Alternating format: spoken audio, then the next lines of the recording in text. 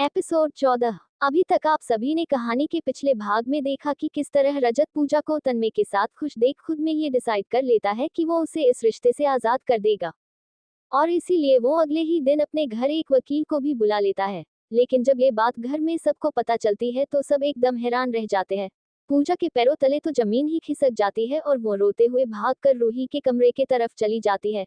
राधिका ने जैसा सोचा उसके उल्टा हुआ देख अपने प्लान पर अफसोस करने लगी और झट से रजत को सारी बातें बताने वही वकील के बीच जा खड़ी हो बोली कि उसे कुछ बात करनी है। पर रजत इस वक्त अपने काम में बिजी होने की वजह से बोला कि वो बाद में बात करेगा, इस वक्त वो बिजी है। अब कहानी आगे। रजत राधिका से बाद में बात कर बोल वकील के हाथों से वो डाइवोर्स पेपर ले अपने कमरे की तरफ चल दिया।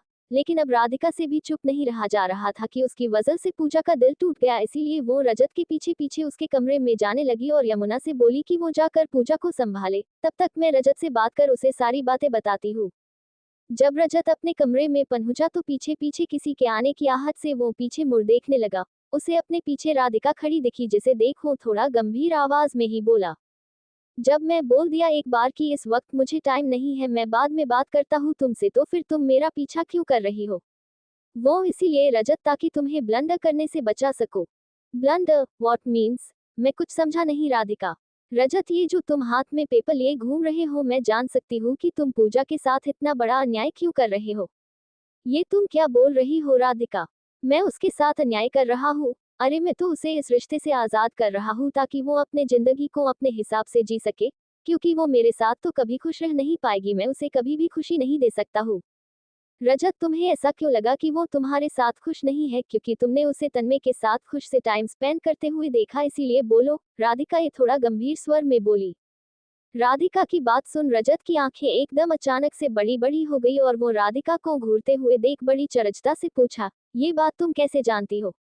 रजत इतना ही बोला था कि तभी राधिका उसे चुप कराते हुए बोल पड़ी, ये सब बातें मुझे इसीलिए पता है क्योंकि वो सब पूजा से करने के लिए मैंने ही बोला था, ताकि मैं तुम्हें ये एहसास दिला सकूं कि तुम पूजा के कितना प्यार करने लगे हो और प्यार को तुम भूल चुके हो। पर मुझे ये नहीं पता था कि मेरे इस प्लान के वजह से तुम उसे डाइवोर्स देने का डिसाइड कर बैठोगे। अरे वो क्या कोई मिट्टी का खिलौना है? जब मन किया तुमने उसे अपने लाइफ में शामिल कर लिया, कर जब लगा कि उसे आज कर देना चाहिए तो डाइवोर्स देने लगे। आज तक मुझे लगता था कि शायद तुम उससे प्यार करते हो, पर अब मैं पूरे यकीन के साथ बोल सकती हूँ कि तुम उससे प्यार नहीं करते हो। अगर उससे प्यार किया होता तो तुम उसके मन की फीलिंग्स को समझ पाते कि उसके मन में क्या है तुम्हें लेकर। फिर राधिका एक लंबी आहें भर बोली, खैर जाने दो, ये सब मैं तुम्हें क्यों ही बता रही हूँ। तुमने तो डिसाइड कर लिया है कि तुम्हें पूजा को डाइवोर्स देनी है।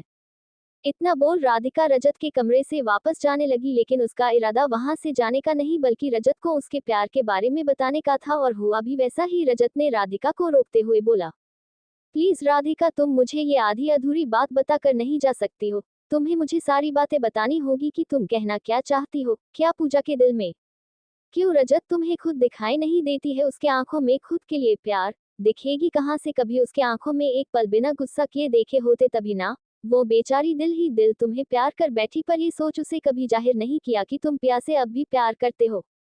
बाय द वे, तुम दोनों के रिश्ते की आज ये हालत क्यों है जानते हो? क्योंकि तुम दोनों ने कभी आगे से पहल ही नहीं की। प्यार दोनों के दिल में थी एक दूसरे के लिए, पर बोलने की हिम्मत नहीं की। अब ये सब बताने का क्या फायदा? तुम तो डाइवोर्स पेपर तक रेडी करवा लिए। राधिका की बातें सुन रजत समझ नहीं पा रहा था कि वो खुश हो कि पूजा उसी से प्यार करती है, या दुखी कि उसने फिर से एक बार बिना उसकी बातें जाने उसे इस रिश्ते से आज करने का फैसला कर उसे दुखी कर दिया। वो कुछ बोल पाता उससे पहले ही वहां यमुना जी तेजी से चलते हुए आ बोली, रजत बेटा। वो हाफते हाफते हुए स्वर में बोली। यमुना को इस हालत में देख राधिका और रजत दोनों दौड़ उनके पास आ गए और रजत पूछ बैठा, माँ आप इतना परेशान क्यों लग रही है? और कितना हाफ भी रही है आप? एक काम कीजिए, पहले आइए आराम से बैठिए और ये पानी पी लीजिए। राधिका, जरा पानी का ग्लास टेबल पर से लाना तो। नहीं रजत, अभी मुझे कुछ भी नहीं पीना है। अगर इस वक्त देर हुई तो मैं अपनी पूजा को हमेशा के लिए खो दूंगी। वो घर छोड़कर जा रही है।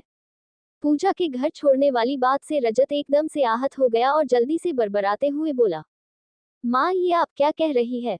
वो घर छोड़कर जा रही है? मैं ऐसा नहीं होने दे सकता हूँ। रजत बेटा, वो अभी अभी घर से निकली है, प्लीज तुम उसे किसी भी तरह घर ले आ। मैंने उसे बहुत रोकने की कोशिश की, पर अब वो यहाँ पर नहीं रहना चाहती है। ये बोल चली गई और मुझे रूही का कसम दे दी कि मैं उसे जाने से ना रोकूं। तभी राधिका बोल पड़ी, क्या लगता है वो रजत की डाइवोर्स वाली बात से बहुत दुखी हो गई और इसीलिए यहाँ से जाने का फैसला कर बैठी। रजत तुम जल्दी से जाओ वरना देर हो जाएगी। राधिका की बात सुन रजत एकदम से अपनी आवाज में कॉन्फिडेंस के साथ बोला, वो जहाँ कहीं भी चली जाए पर अब मैं उसे अपने से दूर नहीं जाने दे सकता हूँ, क्योंकि अब मैं उसके बिना नहीं रह सकता। मुझे उसकी आदत सी पड़ चुकी है। ये डाइवोर्स देने का फैसला लेते हुए मुझे कितनी तकलीफ हो रही थी ये बात सिर्फ और सिर्फ मैं ही जानता हूँ। ये बात एक्सेप्ट करना कि पूजा किसी और के साथ मुझसे नहीं हो पा रहा था, पर उसकी खुशी की खातिर मैं उसे इस रिश्ते से आजाद कर रहा था। पर अब जबकि मुझे ये बात पता लग गया है कि वो मुझसे प्यार करती है तो उसे मैं अपने से कैसे अलग होने दे सकता हूँ। आप बिल्कुल भी परेशान मत हो माँ, मैं उसे कहीं नहीं जाने दूंगा और वापस घर लेकर ही आऊंगा। बस तब तक आप रूही को इन सब बातों के बारे में पता नहीं चलने देना, वो परेशान हो जाएगी। तभी राधिका बोलती है, रजत तुम जल्दी जाओ, मैं तब तक रूही का ख्याल रखूंगी। राधिका के कहने के बाद रजत एकदम हीरो वाली स्टाइल में दौड़ता हुआ सीढ़ियों से उतर घर से निकल पड़ा। इधर यमुना अपने चेहरे पर हल्की सी मुस्कुराहट के साथ बोली, आज मेरे बच्चों को एक दूसरे से मिला देना भगवान। मैं आपसे यही प्रार्थना करती हूँ कि अब उन दोनों के बीच की सारी गलतफहमियों और दूरियों को खत्म कर देना और मेरी पूजा को वापस इस घर में लौटा देना। यमुना की बात सुन राधिका भी उनके कंधे पर अपने हाथ रखते हुए प्यारी सी स्माइल के साथ बोली, बिल्कुल ऐसा ही होगा वायम, आप निश्चिंत रहिए। बहुत ये दोनों रह लिए अकेले, अब ये खुद एक दूसरे को खुद से दूर नहीं जाने देंगे। आगे का ये दोनों खुद संभाल लेंगे क्यों। इधर रजत जब तक दौड़कर घर से बाहर आया तब तक पूजा आगे बढ़ चुकी थी, इसीलिए रजत की आंखों को वो कहीं नहीं दिखाई दे रही थी। उसे बाहर कहीं भी नहीं देखकर रजत परेशान होते हुए खुद में बोला, मैं बाहर तो आ गया पर अब मैं उसे ढूंढूं कहाँ। लगता है वो आगे बढ़ गई है, पर मैं उसे ऐसे नहीं जाने दे सकता हूँ, मुझे आगे जाकर देखना चाहिए, शायद वो बस ट्रेन गई होगी। ये बोल रजत आगे बढ़ने ही लगा कि तभी उसके दिमाग में एकाएक पूजा के सुसाइड करने वाली बात आ गई, जिसे याद आते ही वो एकदम घबरा सा गया और उसके चेहरे पर पसीने आने लगे, जिसे वो पोंछते हुए सोचने लगा, पिछली बार वो जब मुझे मिली थी तो वो सुसाइड करने वाली थी। उस समय अगर मैं वहां पर ना होता तो वो उस नदी में छलांग लगा दी होती। कहीं आज भी तो वो खुद को खत्म नहीं, नहीं ऐसा नहीं कर सकती है। वो मुझे खुद से प्यार करने पर मजबूर कर मुझे इस तरह छोड़कर नहीं जा सकती है। प्लीज पूजा तुम ऐसा कुछ भी मत करना। मुझसे बहुत बड़ी गलती हो गई जो मैं तुम्हारे प्यार को समझ नहीं पाया। तुम मुझे एक मौका दे दो अपने प्यार को बताने का। प्लीज भगवान जी आप पूजा की रक्षा कीजिएगा जब तक कि मैं उस तक पहुंच ना जाऊं। ये बोल वो जल्दी से अपनी कार में बैठ पूजा को ढूंढने बस स्टैंड की तरफ चल दिया। इधर पूजा के आंखों से आंसू बहे जा रहे थे और हाथों में एक ट्रॉली बैग पकड़े धीरे धीरे कदमों से बस स्टैंड जा पहुंची और वहां पर खड़ी ना जाने क्या सोच में पड़ी हुई थी। जब कुछ देर तक बस कंडक्टर उसे उसी अवस्था में खड़ा देखा तो उससे जाकर इंसानियत के नाते पूछा, क्या हुआ मैडम, आप यहाँ पर इस तरह दुखी खड़ी है? क्या आपको कोई परेशानी है? अगर मैं आपकी कोई मदद कर सकूं तो आप बताइए। पूजा उस बस कंडक्टर की बात सुन उसके तरफ देखते हुए बोली, भैया मुझे इस शहर से बहुत दूर जाना है, क्या आप मुझे यहाँ से कहीं दूर ले जा सकते हैं? बस इतनी सी बात मैडम, अरे हमारा तो रोज का यही काम है यात्रियों को उसके मंजिल तक पहुँचाना। आप आइए बैठिए, बस में कुछ देर में बस दिल्ली के लिए खुलने वाली है। पूजा भी बिना कोई सवाल जवाब किए चुपचाप बस में जाकर बैठ गई। आंखों से आंसू बहे जा रहे थे, मन में रजत के डाइवोर्स वाली बात घूमे जा रही थी, जिस वजह से उसके दुख और ज्यादा बढ़ जाते थे। कुछ ही देर में बस खुल गई। रजत जब बस स्टैंड पर पहुंचा तो वो झट से अपनी गाड़ी को वहीं साइड में रोक जल्दी से सीट बेल्ट खोल गाड़ी से निकल गया और पहले तो एक नजर इधर उधर देख मन ही मन बोला, प्लीज भगवान जी आप कुछ भी करके बस मेरी पूजा को मुझसे मिला दीजिए, मुझे और कुछ भी नहीं चाहिए। पिया के जाने के बाद मैं एक बार फिर से जी उठा हूँ और ये सब बस पूजा के प्यार की वजह से हुआ है। ये सब सोच सोच वो परेशान हो रहा था, तभी उसने झट से अपने मोबाइल में पूजा की एक तस्वीर जो कि रूही को गोद में लिए खड़ी थी वो वाली थी। उस तस्वीर का याद आते ही रजत उसे दिखा दिखा बस स्टैंड पर मौजूद सभी लोगों से एक एक कर पूछने लगा कि उन्होंने उसे कहीं पर भी देखा है। जब वो लोगों से पूछ निराश हो चुका था तो वहीं साइड में एक मंदिर था, वहीं के सीढ़ियों पर बैठ अपने आंखों से आंसू पोंछते हुए रजत भगवान से प्रार्थना करते हुए बोला, प्लीज भगवान जी आप मेरे साथ दोबारा ऐसा नहीं कर सकते हैं, बस मुझे मेरे प्यार से मिला दीजिए। मैंने अपने तरफ से पूरी कोशिश की उसे ढूंढने की, पर वो मुझे कहीं भी नहीं दिखी। अब आप ही कोई इशारा दे मुझे, बताइए कि वो कहाँ है। मैं आपको नहीं मानता था भगवान, पर आज मुझे आपकी बहुत जरूरत है। कोई चमत्कार कर दीजिए ताकि वो मुझे छोड़कर ना जा पाए। रजत ये सब धीरे धीरे खुद में ही बोल बोल निराश होकर अपने दोनों हाथों से मुंह को ढक रोने लगा।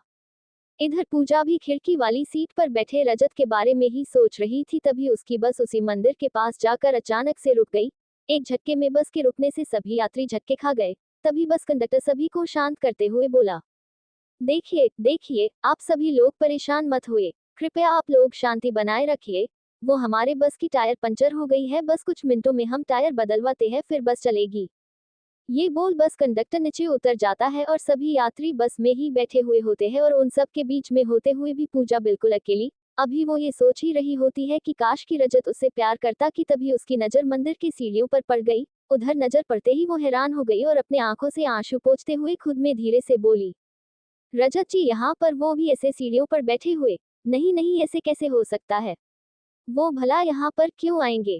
शायद मैं उनके बारे में कुछ ज्यादा ही सोच रही हूँ, इसीलिए वो मुझे यहाँ भी नजर आ रहे हैं। वो रजत जी नहीं है, बस मेरा वहम है। ये बोल पूजा उधर से अपना ध्यान हटा लेती है, फिर अपनी आंखें बंद कर थोड़ा शांत होने की कोशिश करती है। पर तभी रजत जैसे ही अपने सर को ऊपर करता है, उसे सामने रुकी बस की खिड़की पर बैठी पूजा दिख जाती है। उसे देखते ही उसकी खुशी का तो मानो कोई ठिकाना ही नहीं होता है। वो खुशी से भगवान की तरफ देखते हुए बोलता है, थैंक यू सो मच भगवान जी, आज आपने मेरी सुन ली, मुझे मेरे प्यार से मिला दिए। ये बोल वो जल्दी से उठ सीढ़ियों से उतरने लगा, तभी उसका पैर अचानक मुड़ जाने की वजह से वो गिर गया और तभी बस चल पड़ी। ये देखकर रजत एकदम डर गया और अपने चोट को भूल वो जल्दी से उठा और दर्द को इग्नोर कर बस के पीछे पूजा पूजा कर दौड़ने लगा। कुछ देर तक वो बस ऐसे ही दौड़ता रहा और पूजा का नाम लेता रहा, पर बस की धीरे धीरे स्पीड बढ़ जाने की वजह से वो बस के काफी पीछे रह गया और बस आगे निकल गई। जब उसने देखा कि बस उससे दूर चली गई तो वो बीच सड़क पर ही निराश हो रोते हुए घुटनों के बल बैठ गया और अपने आंख को बंद कर पूजा का चेहरा याद कर बोलने लगा, मैंने तुम्हें खो दिया पूजा, तुम मुझे छोड़कर चली गई, मैं तुम्हें नहीं रोक पाया। ये सब बोल बोल वो खुद को कोसे जा रहा था, तभी समाने खड़ी पूजा धीरे से बोली, और अगर मैं ना जाऊं तो? पूजा की आवाज सुनते ही रजत झट से अपनी आंखें खोल सामने देखने लगा और सामने पूजा को खड़ा देख वो एकदम से खुशी से उठ अपने पैरों के दर्द को भूल दौड़ते हुए जा पूजा को कसकर अपने गले से लगा लेता है और बार बार उसके सर को चुम्बता है, फिर गले से लगा लेता है। रजत के गले से लगकर पूजा की आंखों से भी आंसू के झरने बहने लगे, पर इस बार दोनों की आंखों से बिछड़ने की नहीं बल्कि एक दूसरे से मिलने की खुशी में आंसू बह रहे थे। कुछ देर तक रजत पूजा को बस उसी तरह से गले लगाए हुए रहा, लेकिन जब उसे याद आया कि बस तो जा चुकी थी तो वो पूजा को खुद से अलग करते हुए बोला, मुझे एक बात समझ में नहीं आई पूजा। वो कौन सी बात? बस तो जा चुकी थी और तुम भी बस में ही थी, तो फिर तुम यहाँ पर कैसे? अब क्या करूं रजत जी, मैं आपकी तरह नहीं हूं जो दूसरों को बस तकलीफ ही पहुंचाए। मुझे आपको और रूही को छोड़कर नहीं जाया गया, मैं बस को आगे में रुकवा कर उतर गई। क्या, जब तुम्हें जाना ही नहीं था तो घर से ऐसे निकली ही क्यों? जानती हो इतने ही देर में मेरा क्या हाल हो गया था? तुम्हें कुछ अंदाजा भी है? अच्छा, तो आपका दुख दुख है और मेरा क्या रजत जी, जो आप मुझे हर बार देते हैं। ये शादी करने वक्त भी आपने खुद की ही चलाई थी और जब मन किया इसे खत्म करने का तो उस वक्त भी आपने अपनी मर्जी से इसे खत्म करने का सोच लिया। क्या मेरी मर्जी की कोई वैल्यू नहीं है आपके नजरों में? पूजा, अगर तुम्हें मेरी बातों से प्रॉब्लम थी या कोई दिक्कत थी तो तुम मुझसे भी तो आकर बोल सकती थी ना। वैसे तो हर वक्त बस झगड़ती ही हो, पर जब वक्त आया तो चुपचाप निकल गई। आज अगर तुम मुझे छोड़कर चली जाती तो मैं तो जीते जी मर जाता। रजत ने जैसे ही खुद के मरने वाली बात बोला, पूजा झट से उसके होठों पर अपना हाथ रखते हुए बोल पड़ी, खबरदार, जो आपने आगे कभी ऐसी बात अपने जुबान से बोली तो मरे आपके दुश्मन, आपको मैं कभी भी कुछ नहीं होने दूंगी। पूजा की बात सुन रजत मुस्कुरा पड़ा और बोला, अच्छा तो तुम मुझसे इतना प्यार करती हो? पता नहीं रजत जी, पर हाँ, मैं आपसे दूर नहीं रह सकती हूँ। आपकी डांट खाने की आदत हो गई है मुझे, और जब आपसे दूर जाने की कोशिश भी करी तो नहीं जा पाए। एक बात मैं आज तुम्हें बता देता हूँ पूजा, तुम मुझसे झगड़े कर लो, अगर कोई बात तुम्हें परेशान कर रही है तो तुम वो मुझसे पूछ लो, पर कभी भी तुम मुझे यूं छोड़कर जाने की मत सोचना, और ना ही मैं तुम्हें किसी और के साथ देख सकता हूँ। मतलब क्या है आपका रजत जी? आपको क्या लगा कि मैं उस तन्मे के साथ? आप ऐसा सोच भी कैसे सकते हैं रजत जी? रजत पूजा की बात सुन अपने दोनों कान पकड़ते हुए बोला, मुझे माफ कर दो पूजा, मुझे लगा कि शायद तुम उसके साथ खुश हो और इसी वजह से मैंने तुम्हें इस रिश्ते से आजाद करने की बात सोची, पर सच मानो ये सब करते हुए मुझे अंदर से जितनी तकलीफ हो रही थी ना, ये मैं ही समझ रहा था। हाँ, तो गलती भी तो आपकी ही थी ना। मुझे तो बोलते हैं कि जब कोई बात हो तो मैं आपसे बात करूं, फिर आपने ऐसा क्यों नहीं किया? वो सब तो मैंने राधिका के कहने पर किया था। क्योंकि पूजा क्योंकि बोल रुक गई, तभी रजत ने प्यार से पूछा, क्योंकि क्यों, बताओ। इस पर पूजा उससे बोलती है, क्योंकि कुछ नहीं। ये बोल पूजा खुशी से सड़क पर दौड़ने लगती है। उसे दौड़ता देख रजत भी उसके पीछे पीछे दौड़ने लगता है।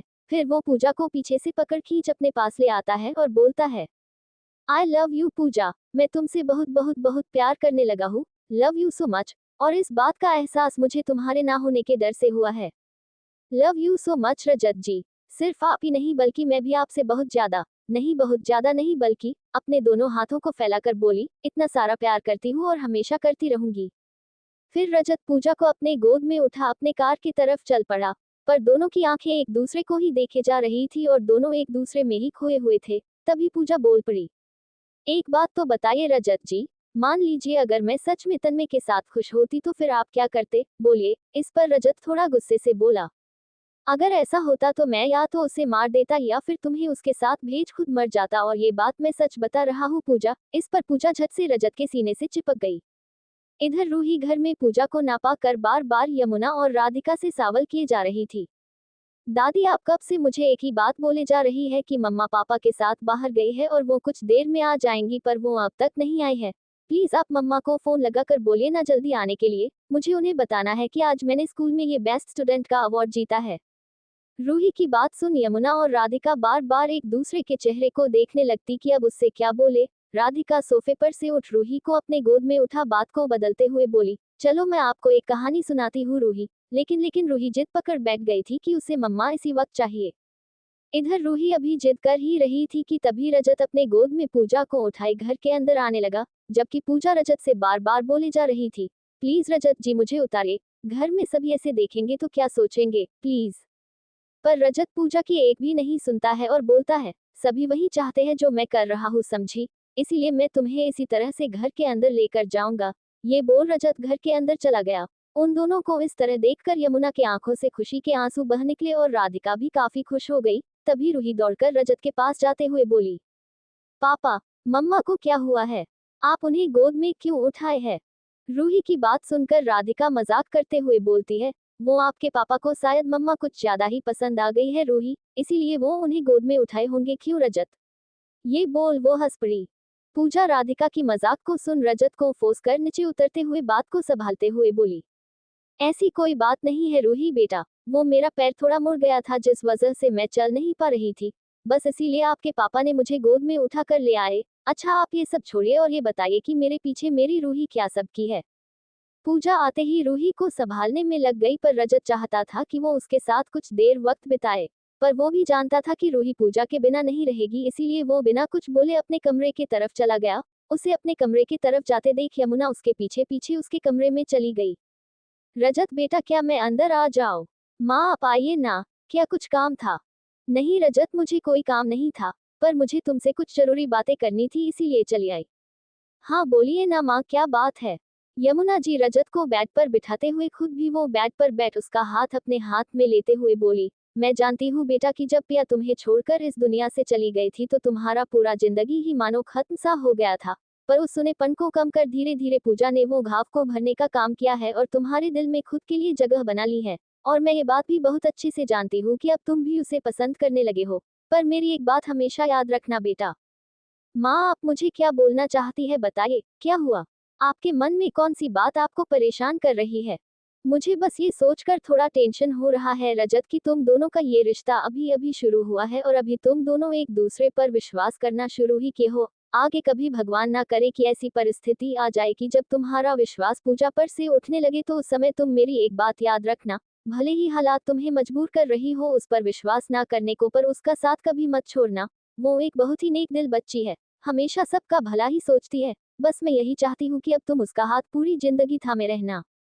माँ आप जो कहना चाहती है मैं समझ रहा हूँ, और मैं आपसे वादा करता हूँ कि अब से मैं उसे कभी भी अकेला नहीं छोड़ूंगा और ना ही उसे तकलीफ होने दूंगा। वो सच में बहुत अच्छी लड़की है।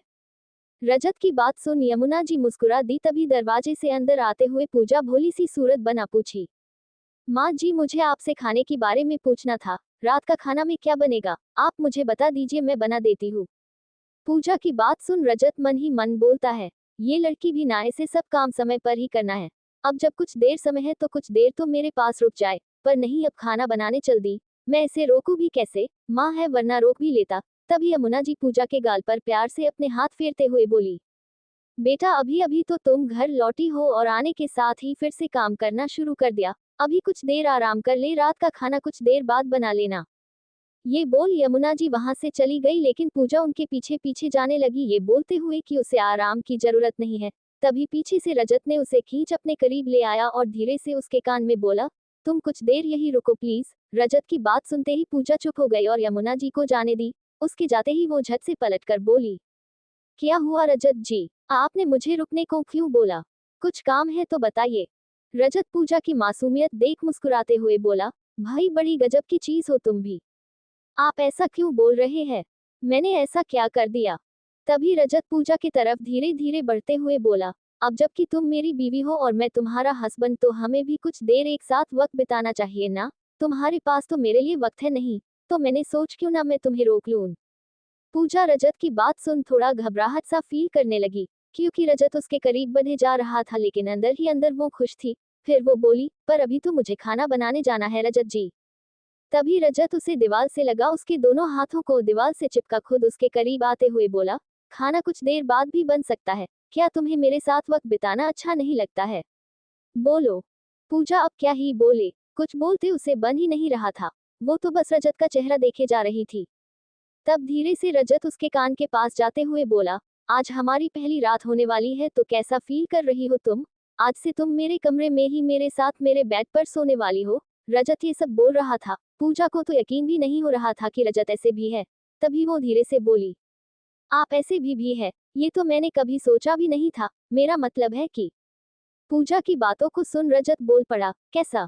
क्या तुम्हें मेरा रोमांटिक होना अच्छा नहीं लगा? इस पर पूजा झट बोल पड़ी, नहीं मेरे कहने का मतलब वो नहीं था।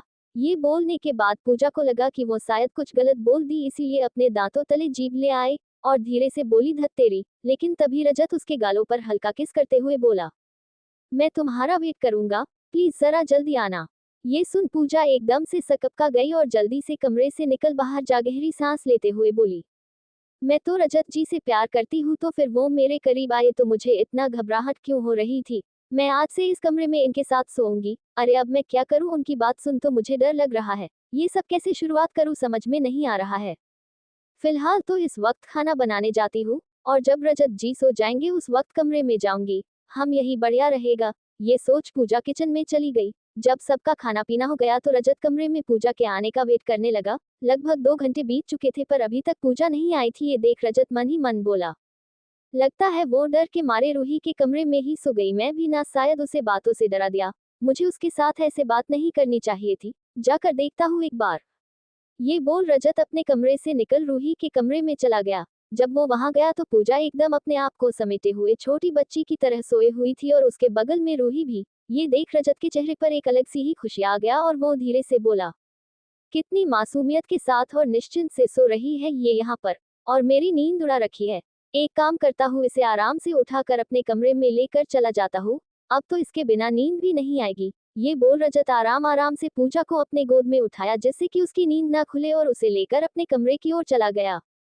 जब वो पूजा को अपने कमरे में लाकर बेड पर लिटा ही रहा था कि तभी उसकी नींद खुल गई, और उसने जैसे ही रजत को अपने ऊपर देखा, ये देखकर उसकी चीख निकलने ही वाली थी कि तभी रजत उसके मुंह पर अपना हाथ रखते हुए बोला, अरे तुम मुझे देखकर इतना घबरा क्यों रही हो? मैं कुछ नहीं करने वाला हूँ। वो तो मुझे तुम्हें परेशान करने में मजा आ रहा था, तो बस इसीलिए वो सब बोल दिया। मैं तुम्हारे साथ कोई जबरदस्ती नहीं करूंगा, प्रॉमिस। पूजा अपने मुंह पर से हाथ हटाने का इशारा करने लगी। तभी रजत ने उसके मुंह पर से अपना हाथ हटा लिया। तब पूजा झट से उठकर बैठते हुए बोली, अगर आपके मन में ऐसा कोई बात नहीं था तो फिर आपने मुझे यहाँ पर उठाकर ऐसे क्यों ले आए? अब क्या करूं? तुम तो मेरी नींद उड़ाकर चैन से सो रही थी और मुझे यहाँ अकेले बेड पर नींद आ ही नहीं रही थी, बस इसीलिए मैं तुम्हें यहाँ पर ले आने का सोचा और ले आया। तुम्हें क्या लगता है कि मैं ऐसा वैसा इंसान हूँ? मैं तुम्हें अपनी जान से भी ज्यादा प्यार करता हूँ, समझी? और मैं तुम्हारे बिना इजाजत के कुछ भी नहीं करूंगा। सो तुम मेरे साथ कंफर्टेबल से रह सकती हो। तो क्या अब मैं भी बेड पर सो सकता हूँ अगर तुम्हारी परमिशन हो तो दोस्तों आज के इस एपिसोड में बस यही तक।